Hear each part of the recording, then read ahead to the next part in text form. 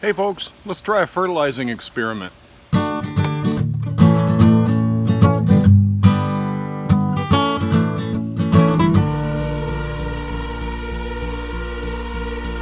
what we're going to do is we're going to use two different kinds of fertilizer. Organic, one of them is fish emulsion. It's a prepared fertilizer you buy at the store, and I'm going to use two different kinds of fish emulsions.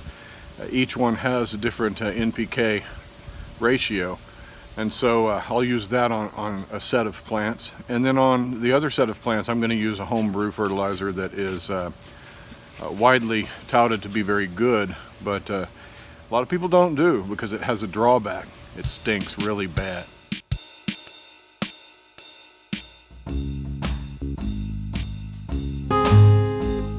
So on this side I'm going to use fish emulsion, and on this side I'm going to use what I'm going to call the horror brew, this fertilizer that I'm going to show you in just a moment. So I'm going to mark these so that I know which is which.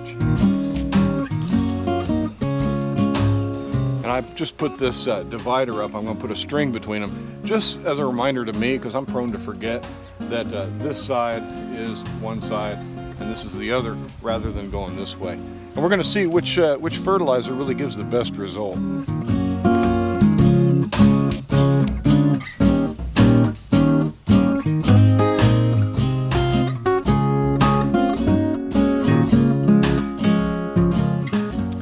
See that bucket right there?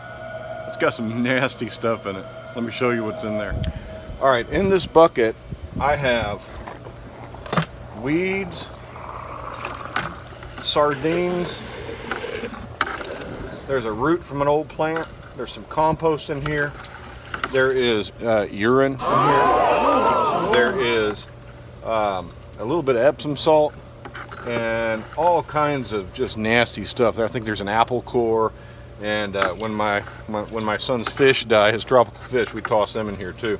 So yeah, this stinks. This smells like a sewage treatment plant, because what's going on in here is an anaerobic composting. The stuff's just literally rotting in there, and all of that goodness stored up in that liquid there is nutrition for your plants. Yes, it's very very smelly. It is not safe to put on a food you're going to eat right away. You need to wash real good and take care with this stuff. However, it's said to be very powerful nutrition, and it's also got all kinds of nutrients in it that you're not going to find in prepared fertilizers.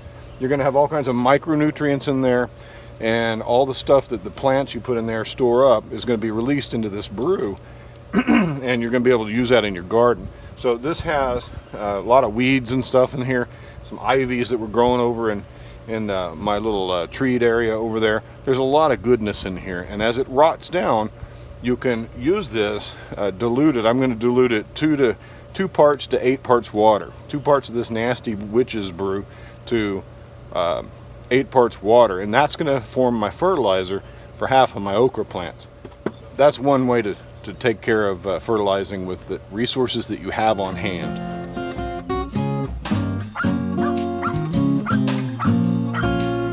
That is some nasty stuff. Now they say you shouldn't use chlorinated water. I don't collect rainwater. I plan to in the future, but for now, chlorinated water seems to work for me. The stuff still rots. It still gets nasty and fetid, and that's what we want. So if you have to use chlorinated water, you're going to kill off some of the beneficial bacteria in there. But for the most part, all that rancidness in there is going to overcome, and you'll be just fine.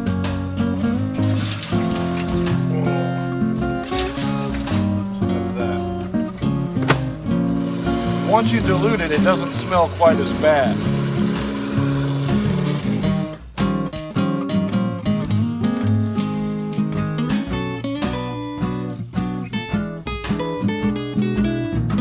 Nasty. So on this side of things, I'm going to use this fish fertilizer. This is a fish emulsion. It's a 511, lots of nitrogen. And there's another fish product that I'll also be using once the plant starts setting blooms, which has got a little more of the other nutrients in it and is a little more high phosphorus, I believe. I'm going to use that later. But for now, we're going to use this nitrogen, and you just squirt some of this vile stuff in your watering can, fill her up.